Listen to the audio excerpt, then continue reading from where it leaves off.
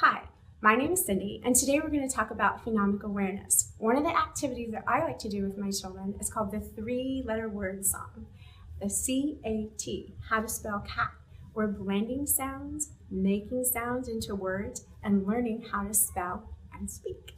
I love this one because after we have already done this song, I will hear the kids at playtime saying C-A-T, C-A-T, and it sticks in their head, and then it sticks in my head, but they're actually spelling a word, and they actually get it. And sometimes when they'll see the word in print, they'll say C-A-T, and they'll sing the song, but it's that song, it's that rhythm that's in their head that's actually helped them understand how to spell a three-letter word. Okay, friends, are you ready to play our game today? Yeah. All right, I want you to make your safe nest and put that fist in your nest. Thank you.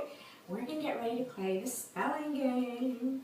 Who can tell me what I have a picture of? Dog. Dog. Very good. What's the first sound letter here in D? What's the middle? O.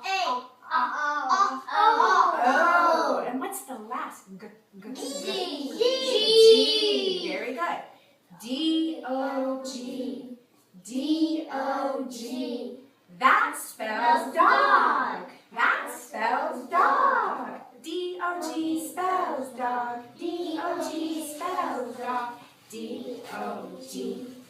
D-O-G. Good. I have one more. Put your hand in your safe nest. Good. Okay. Are you ready? Are you sure? Cat. Okay. Cat. Ready? Let's listen for that first sounding letter. C. A. T. C-A-T. C-A-T. That spells